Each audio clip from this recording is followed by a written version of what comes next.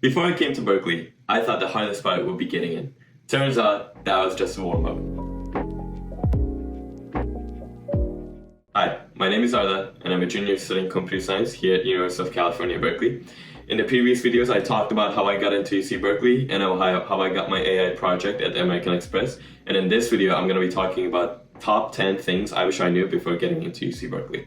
The first thing I wish I knew before setting foot on campus is some class I curved, and I wish I knew how the curving system worked.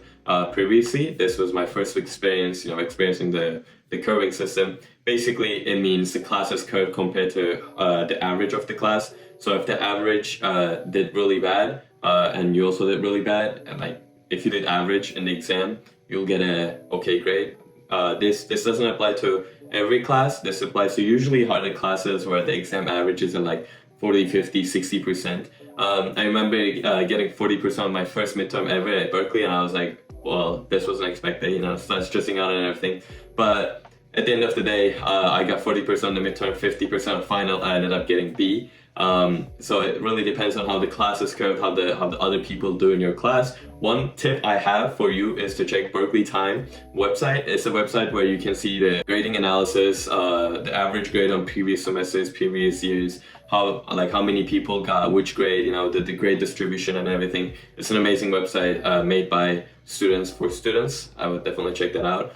And don't panic if you bomb your first exam. I did that. Most people do that.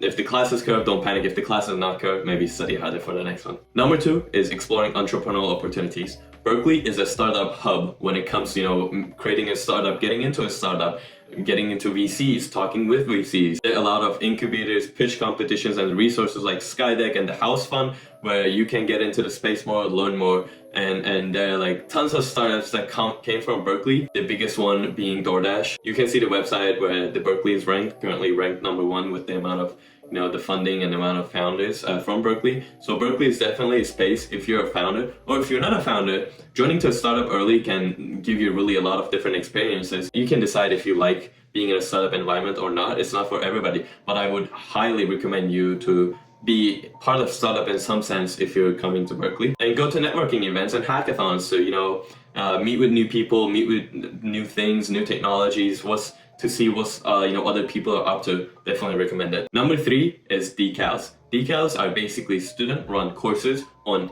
any topic, and when I mean any, I actually mean it. This could be Intro to Taylor Swift, poker, the science of happiness, Game of Thrones, and philosophy. Could be anything. You can actually start your own course and start teaching to other students if you meet certain criteria.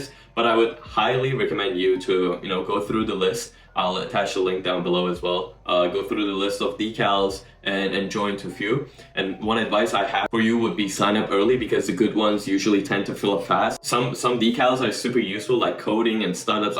I was part of a Linux decal last semester, and I'm part of a startup decal this semester called Moonshots. Or others are just for fun, just for hanging out, different various topics. Number 4 is competitive club scene. Getting into some clubs is actually harder than getting into Berkeley. Application process can involve multiple interview rounds, coffee chats, info sessions that you need to attend, case studies during the interviews, and some clubs, especially consulting and finance and other tech clubs, are like mini companies basically. Definitely a competitive space. The first semester I came, I saw a bunch of their tents and I applied to a couple, and then I didn't really go to the info sessions and stuff because I was like, how hard could it be to actually get into a student club? At the end of the day, it's a club, but it is actually hard. Not many people, the acceptance rates are very low, especially for competitive clubs. There are some reasons, because some clubs have actually enormous amount of money. They travel around, they go to Hawaii, they go to Cabo, they go to Thailand, to different places. I would say, if you're into those things, give it a shot. It's not for everybody. Again, it's highly competitive space like anything else in Berkeley. Some advices would be, apply to a lot of clubs and expect rejections. If you like, you can join a less competitive club to gain experience and apply to the more competitive clubs as you gain more experience. Number 5 is importance of joining study groups. Studying alone equals pain, especially at Berkeley classes where the classes are moving super fast, and study groups can help you keep on. If you have a study group of 5 and they're meeting up somewhere to study, and you didn't feel like studying that day, it can actually boost your motivation to get up and then go and then study. And then it's super useful, especially for hard classes. I would say try to form your study group in the first few weeks of the classes, because that's when everybody's like meeting with each other and studying their forming their study groups. You can make friends in discussion sessions. Most clubs have discussion sessions, Reddit. Just find a few people and then just try to form that study group. It'll be really helpful down the line. Number 6 is housing. Housing in Berkeley could be a challenging topic. Freshman dorms are not great. Dorms in general at Berkeley are not great unless you're moving into a new dorm. Off-campus housing is a little bit pricey and competitive and sometimes a little sketchy. So you have to do your research at best on that, and some people commute from really far away to save cost. One advice I would give is to start looking early and try to find roommates from wherever you're coming to get, if you're going to Berkeley, to get with a few friends from your hometown or something, and if you like them, try to link up. That's what I did. We rented this apartment with 3 of my friends from San Diego, and so far amazing, no problems, but I hear horror stories from other people about their roommates and everything. There's another option called co-ops by universities. You can look into that. There are some mixed opinions about it. Sometimes they say people are loud and not the cleanest, or shared apartments to save some money. So definitely I would look into that. Number 7 is applying for research. If you're sophomore, junior, senior, start applying for research, because research is not only for PhD students. With this research, you can gain a lot of different experiences about a subject, about a topic, and it looks really well on your resume if you've done research at Berkeley. It's big. So whether you want to go to PhD or grad school or be in the industry, having a research experience at Berkeley is really useful. It's also, just like anything else, it's really competitive. So you have to apply to many research opportunities.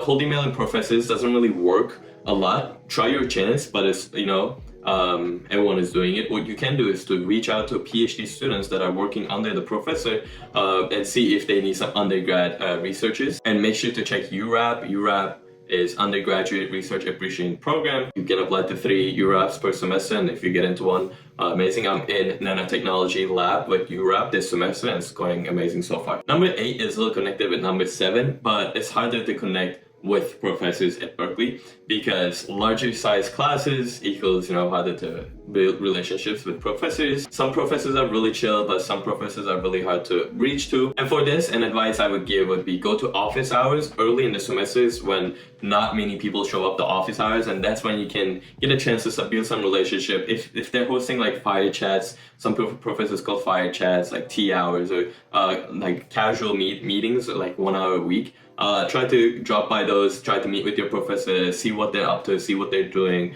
and maybe you can connect. It's always great to build networking because you never know when you're gonna need it. Number 9 is crime, and it was something definitely I wasn't aware of coming to Berkeley. There's a lot of crime happening here, unfortunately. We get warning emails. Basically, we're getting emails about the things that are going on campus. And yesterday there was a strong armed robbery at 12 p.m. on campus. Middle of the day, there's a lot of crime, so you gotta be aware of your surroundings. Carry a pepper spray. If you're uncomfortable walking at night, there's a university provides a service called Bear Walk. They will send someone to walk with you to your home. It's useful, and stay alert, don't flash your valuables. Usually the North Berkeley is safer than South Berkeley. I live in North Berkeley. We don't have a lot of crime here, but it still happens. They break into cars all the time. It's something that we shouldn't get used to it, but people do get used to it. The last one is weather. Coming from SoCal, Berkeley's weather definitely colder. I always carry a jacket in my backpack. I have a jacket that compresses into small pack, and I can expand it. Definitely always carry a jacket. You never know when it's gonna start raining. You never know when it starts getting really windy and cold. So it is cold weather. There are not many days that you can wear shorts except summer. Definitely be prepared for that. If you go to Berkeley, what did you wish you knew before coming to Berkeley? And if you don't go to Berkeley, drop any questions that you might have on the comment section. I'll be reading them all. If you want to learn more about me and what I do, feel free to check the other videos on my channel. And thank you for watching. See you next time.